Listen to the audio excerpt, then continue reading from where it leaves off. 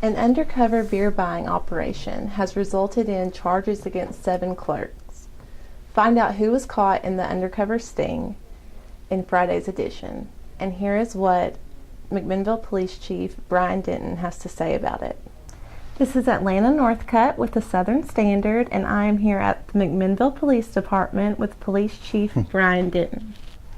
Chief Denton, a countywide undercover beer buying operation was conducted in December, resulting in 7 convenience store clerks being cited to court. Can you tell me some more information about that? Well, we do those periodically. It's kind of on an as needed basis, but we basically got an undercover operative that was underage, gave them specific instructions and training, and sent them into every convenience type store in Warren County to attempt to make an undercover beer buy, which would have been illegal for them to buy beer. Yes, sir. And that was how many stores? It was every one. I think the detective told me 28 stores, convenience type stores. They did every one that had a beer license. Okay, wow. And how often do undercover beer buying operations occur? Well, again, it's kind of as needed. We don't do as many as we did in the past because this one kind of showed us that although they're still very necessary, they're not as big a problem as they had been. There always probably will be a problem if there's one beer sale made to a juvenile or to someone underage. That's a problem.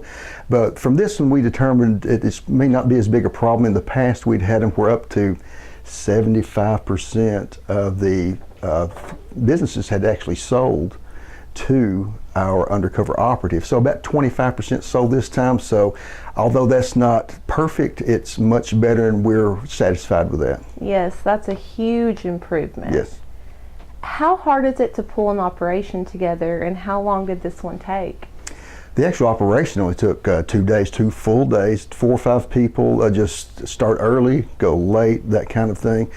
It depends on the circumstances. You have to get the proper operative, just train them just to what to do and what not to do.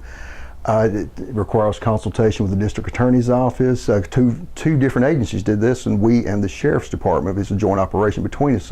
We cover the entire county. We do lots of drug alcohol operations with the sheriff's department, which works really well for us. But it will depend. The court date's March the 5th, I think, so they've not even been to court yet. They were issued criminal summons. So it can vary from a couple weeks to 2 or 3 months. Wow. For the entire operation. Okay. How important are these to the community, would you say? Well, they're very important. Alcohol abuse is a huge problem in our community, particularly to the underage, and we recognize that. We get complaints on those things from parents who are obviously concerned. We're concerned about that, so we feel like if we kind of nip this in the bud, so to speak, with these kind of operations, everybody's just better off for it. Well, you all definitely did an excellent job, and I want to thank you for y'all's hard work. We appreciate you guys. Thank you. After months of discussion, a date has finally been set for the McMinnville Civic Center to shut down for a renovation project that could last for up to 2 years. Discover when the doors will be closing in our upcoming issue. After nearly 10 years, all charges have been settled from an accident where a 7-year-old boy was struck and killed while trying to board his bus in April of 2009. Friday's paper will provide all of the details regarding the plea deal entered by school bus mechanic Greg Pope. And in local entertainment news, Warren Arts begins its production of Bonnie and Clyde the musical with the first performance this weekend. Learn about showtimes and how you can purchase tickets in Friday's Southern Standard. And will Regions Bank renew its lease to remain on the first floor of the McMinnville City Hall? Negotiations are underway with one Regions Bank official saying the bank could stay, but it's also prepared to leave. Look for more information in tomorrow's paper. And it's freezing cold outside, so there's no way the Earth can be experiencing climate change, right? Editor James Clark uses information from NASA to explain why global warming is a real threat despite a few cold days of weather.